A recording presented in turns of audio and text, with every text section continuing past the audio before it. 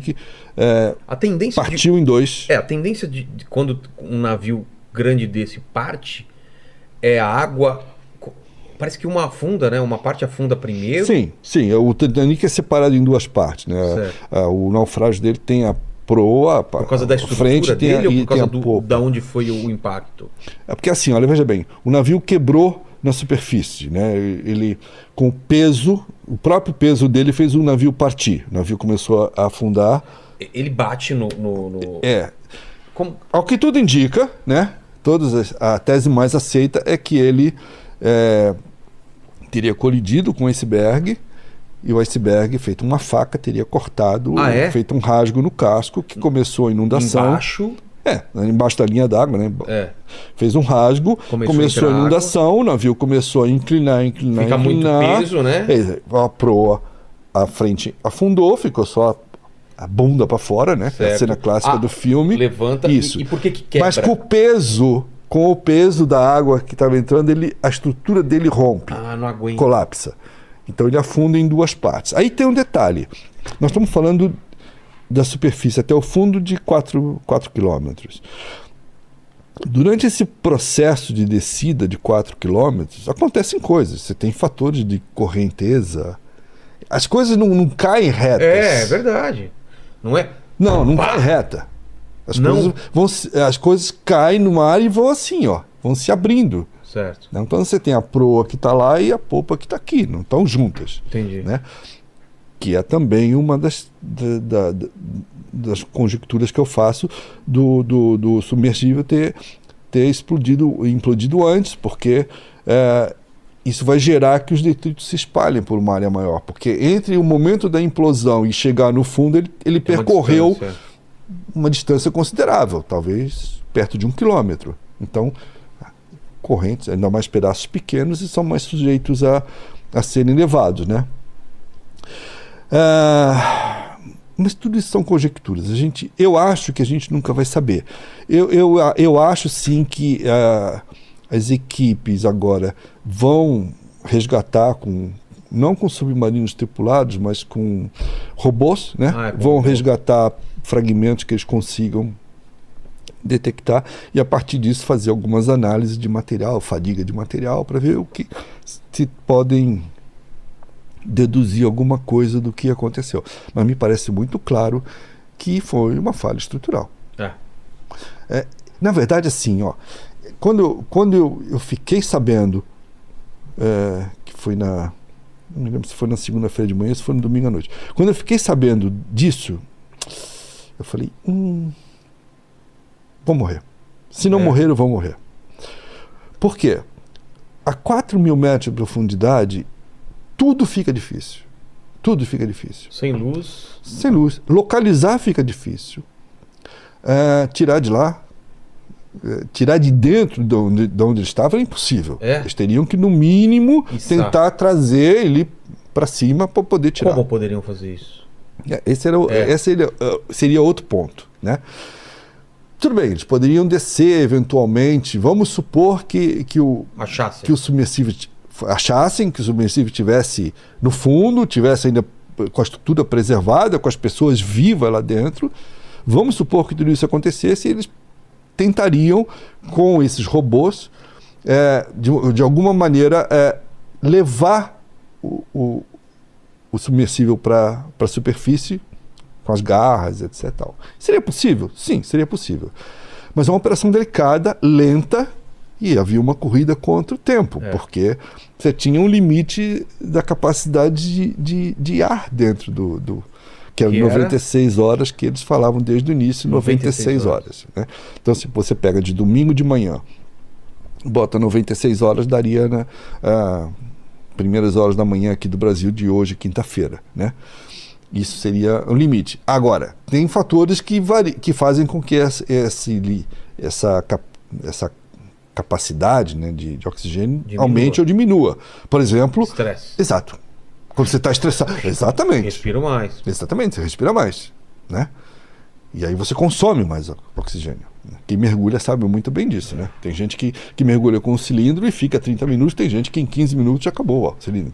Eu já mergulhei, Pois é. Então tinha esse fator. Então, toda a operação, além de ser extremamente complexa, pela profundidade, pelo ambiente, né? Toda a operação ainda corria quanto tempo?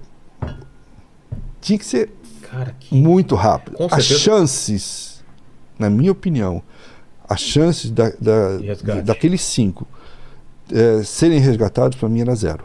É mesmo? Quando aconteceu? Eu nunca, desde o primeiro momento, eu não tive a menor esperança de que eles pudessem ser tirados dali a tempo. Putz. Eles até poderiam, mas não... Com vida. Não, talvez eles conseguissem resgatar o equipamento, mas o mais provável é que ele fosse implodir. Ah, tá. Né? Duvido que eles escapariam. Porque tem um ambiente extremamente hostil. É frio. É muito, muito frio lá embaixo. Dentro do... Muito. Fica frio também? Muito frio. Não é isolado? Não. A temperatura lá embaixo é muito baixa. Baixa quanto? Cara, eu não sei te falar. Mas ela deve... menos 10? Menos 20? Eu não sei te falar lá fora quanto estaria, mas eu li alguma coisa que falava que o revestimento, o material interno do submarino era equivalente a um freezer, assim. Ah, é? É. Então você ainda tudo um freezer. Então as pessoas, os eventuais sobreviventes, vamos supor que eles tivessem sobrevivido ao problema e tivessem ficado trancados lá dentro, eles estariam numa situação assim inimaginável, porque eles estariam com o ar acabando, um frio absurdo, né? Nossa. Não vou nem falar que não tinha água e comida, mas isso seria o de menos, tá? Porque deveria ter, não teria, mas eles não iam morrer por isso, de sede em 3, 4 dias, não iam, né? Mas com a pressão, sim. Aí é... Então, assim, infelizmente, desde que eu soube, eu falei, morreram. Não tem jeito. Se já não morreram, vão morrer, infelizmente. E o caso deu muita repercussão aqui, porque é uma situação realmente aflitiva. Imagina você, faz parte dos pesadelos das pessoas, né? De você ser enterrado vivo. Exatamente, era isso que eu ia falar agora. A imagem é isso, você foi enterrado vivo. É isso aí.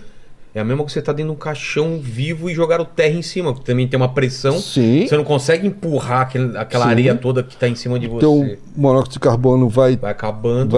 Você vai se contaminando. Exatamente, a metáfora é essa. É você ser enterrado vivo.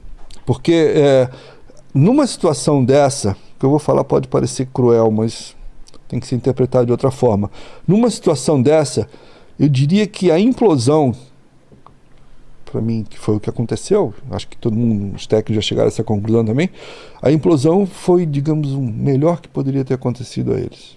Que é uma morte rápida e indolor. Instantânea. Qual é a pior coisa que podia ter acontecido? Eles terem ficado trancados lá dentro, sabendo que iam morrer, sabendo que o ar estava acabando, com a plena consciência da dificuldade do resgate. Talvez os 3 turistas não tivessem essa real dimensão, embora sabiam que tinham risco.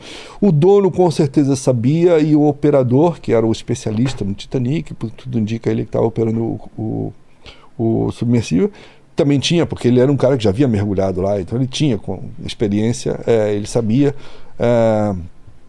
que na situação que eles ficassem trancados lá embaixo, a 4.000 metros de profundidade, a chance de ser resgatado não existia. Caramba. Então, assim, era você esperar pela morte da maneira mais sofrida possível, sabendo que ela virá, para você morrer por asfixia, né? Não ter mais ar. Então, eu acho que dentro do quadro, a implosão foi dos males o menor. Pelo menos dá para entender que aquelas pessoas foram tiveram morte fulminante e não sofreram. Quer dizer, eles devem ter passado, talvez tenham passado algum momento de tensão quando perderam a comunicação, ou talvez a perda da comunicação tenha sido exatamente no momento da implosão e daí ter perdido a comunicação. Ah, tá. Entendeu? Que pode ter marcado. Que eu acho que seria não é o melhor dos quadros, mas